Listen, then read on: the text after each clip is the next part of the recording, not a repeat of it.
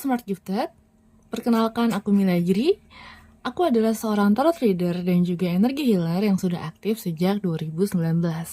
Nah, pada video kali ini, atau lebih tepatnya video permulaan di YouTube ini, setelah aku vakum sekian lama, aku ingin ngebacain secara kolektif sebenarnya hal apa sih yang membuat kamu stagnan, yang membuat kamu itu tidak bisa berkembang. Belum.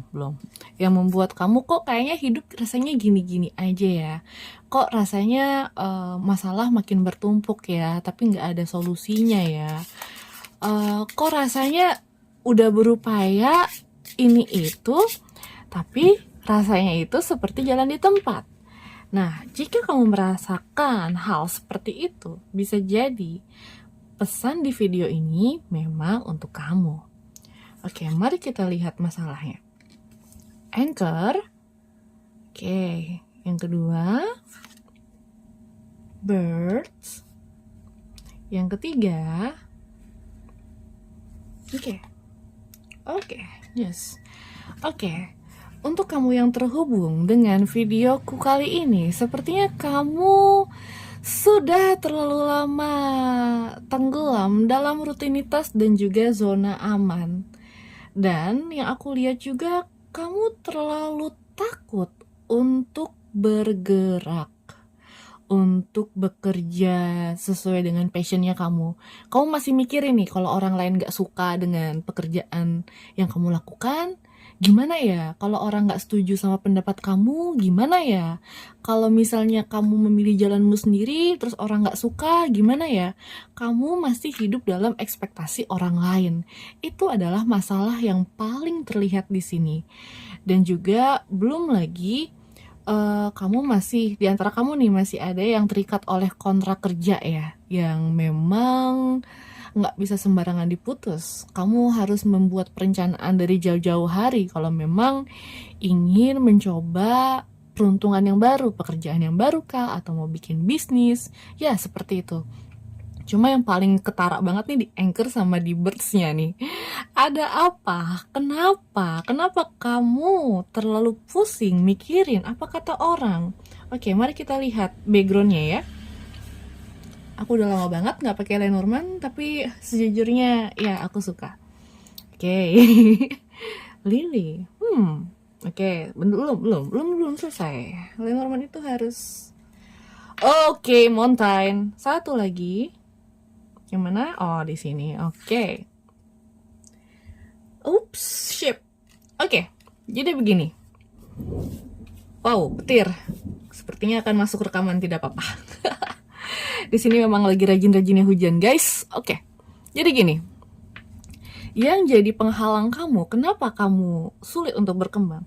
Secara alam bawah sadar, kamu itu sebetulnya ingin berubah. Kamu ingin hidupmu jadi lebih baik. Kamu tuh mau ngerasain kebebasan. Kamu tuh mau melakukan apapun yang kamu suka.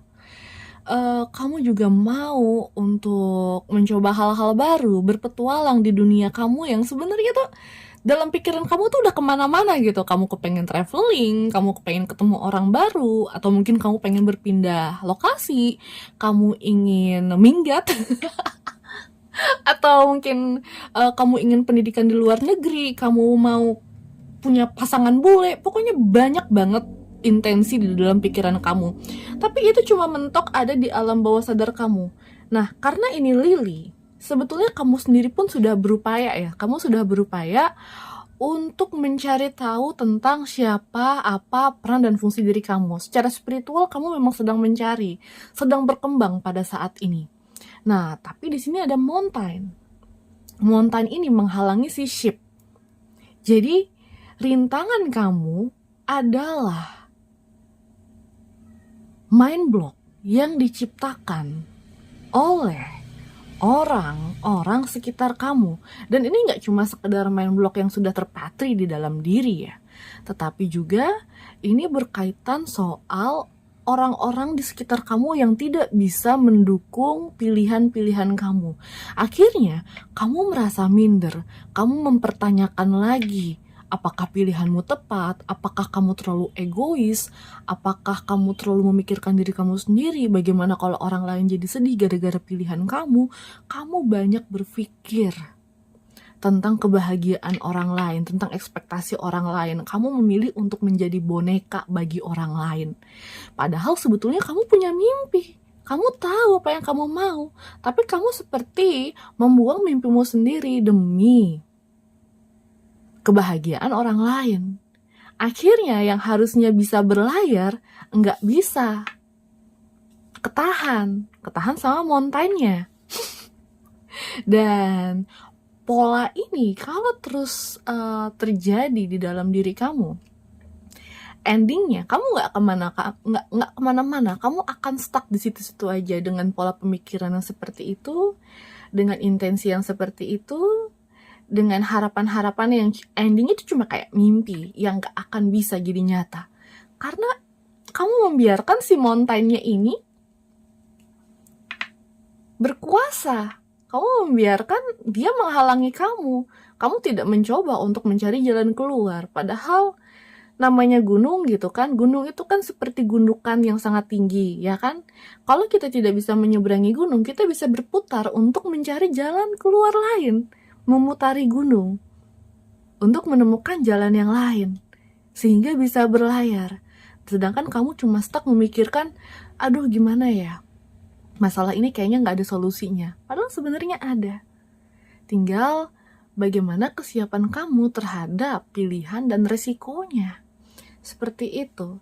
Dan oke, akar traumanya apa sih sebenarnya? Kenapa kamu sepertinya tuh sangat takut, sangat insecure dengan apa pilihan-pilihan hidup kamu di saat ini? Sebentar, aku riset lagi. Seru ya. Aku udah lama banget nggak pakai Leno. Biasanya aku cuma pakai tarot. Tapi lagi pengen aja untuk video awalan di sini aku pakai Leno. Oke. Mari kita cek. Sebenarnya akar traumanya kamu pernah diapain sih? Di sini. The Moon. Oke, belum ya. 3 kartu. Kita main 3 kartu aja. Reader. Oke. Satu lagi. Oh, tetap ini ya. Oke.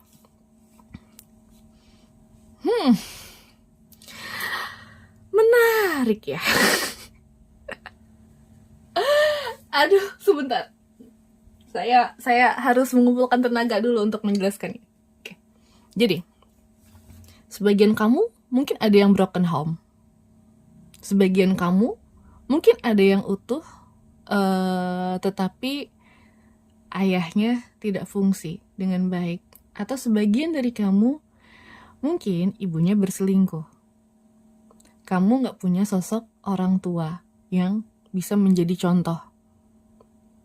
Sehingga selain kamu nggak bisa menemukan orang tua yang bisa menjadi contoh gitu kan, kamu pribadi pun jadi nggak tahu kebenaran itu seperti apa. Kamu melihat orang tuamu kondisinya sangat rusak, sangat toksik, sangat beracun, ya kan? Dan di sisi lain dengan situasi seperti itu akhirnya kamu jadi galau nih. Ada banyak ajakan, ada banyak penawaran ke kamu, tapi karena kondisi kamu juga lagi kurang stabil gitu kan, karena luka masa lalu kamu, akhirnya penawaran-penawaran itu tidak memberikan dampak yang baik juga untuk kamu. Ya kan, jadi kayak godaan gitu, kayak godaan aja. Padahal sebetulnya ada banyak tawaran lain. Kalaupun kamu ambil, biasanya dampaknya tidak sebagus itu. Jadi itulah yang membuat kamu jadi ragu sama pilihan yang kamu buat. Udah mah kamu nggak punya sosok ayah yang baik, orang tua kamu ada juga yang broken home gitu kan. Ditambah lagi ibu kamu juga di sini karena ayahnya tidak bisa menjadi contoh, akhirnya ibu kamu mencari penghiburan di luar.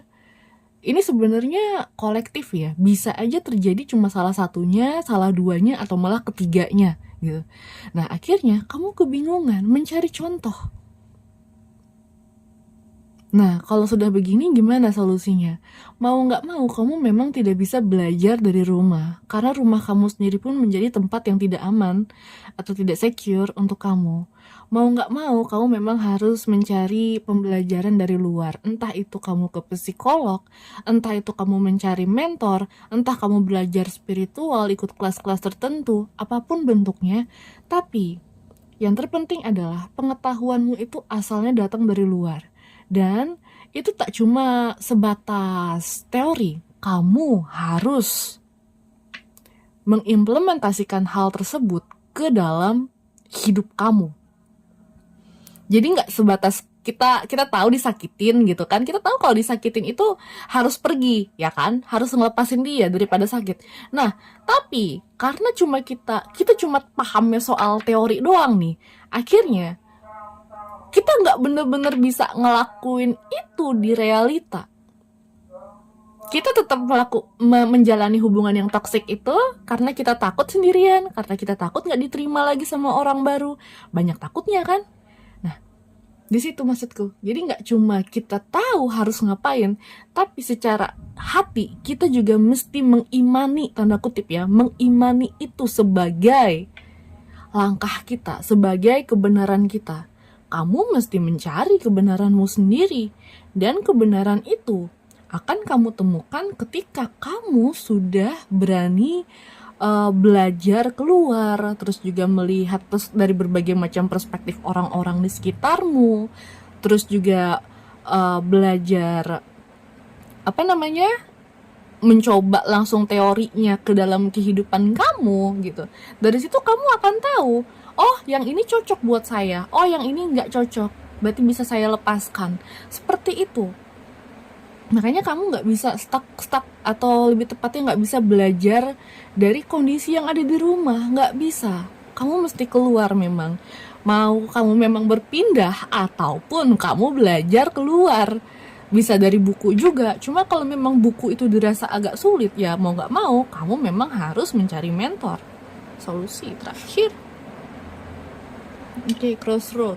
Satu lagi, wow, di sini hujan besar, ring.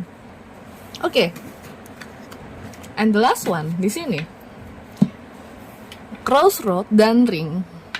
Ketika yang di atas ini sudah terpenuhi, kamu mungkin akan ketemu beberapa pilihan lagi yang membuat kamu galau.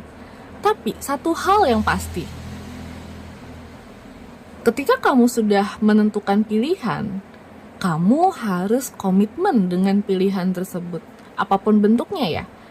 Dari misalnya gini, kamu kan selama ini terlalu terkungkung di rumah, nggak bahagia gitu kan ya, dan kamu ngerasa orang tuamu terlalu toksik kah, atau kamu kurang mendapat dukungan kah, akhirnya kamu memilih untuk pindah tempat, ngekos kek, atau mungkin pindah lokasi yang jauh gitu kan, terserah gitu kan. Nah ketika kamu mengambil keputusan itu, maka kamu sudah harus memikirkan juga plus minusnya. Nah dari situ kan akhirnya kita sadar nih, oh plusnya aku lebih bebas, minusnya mungkin aku bakal dihujat sama keluargaku, contohnya gitu.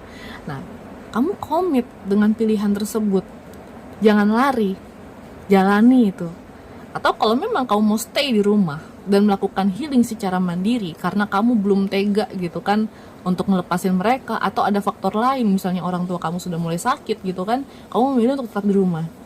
Nah kamu pun tetap komit dengan pemulihanmu di rumah tersebut gitu kan. Dan intinya tuh jangan menyesal dengan pilihan tersebut. Kebanyakan kan dari kita karena terpaksa gitu kan, karena nggak ada pilihan, akhirnya even kita tetap berada di rumah, kita jadi toksik, kita jadi mengeluh terus dengan kelakuan orang rumah, dengan hidup kita yang melangsa, berantakan gitu kan, kayak gitu. Padahal sebetulnya kita memiliki pilihan, cuma kita belum berani buat ngambil secara gamblang, buat ngambil secara tegas. Intinya adalah kamu fokus dan komit dengan pilihan itu. Setelah yang bagian sini kamu sadari, setelah kamu mengambil keputusan, di situ tenang aja. Sebetulnya semesta pasti akan memelihara kita dengan caranya. Entah kamu bilang semesta, Tuhan, apapun bentuknya. sama saja. Kamu akan selalu dipelihara oleh ia. Kamu akan selalu mendapatkan petunjuknya. Entah itu via mimpi, entah itu via lagu mungkin, entah itu mungkin kamu lagi sering lihat angel number, atau pesan iklan baliho pas kamu lagi keluar rumah. Pesan akan selalu ada. Tinggal kamunya aware atau tidak dengan pesan tersebut. Oke, semoga pembacaan kolektif ini bisa membantu kamu. Dan kalau memang kamu membutuhkan pembacaan secara personal, kamu bisa cek link yang aku share di bio ya, atau di deskripsi lah. Oke, terima kasih sudah menonton sampai akhir. Jangan lupa subscribe. Thank you, bye-bye.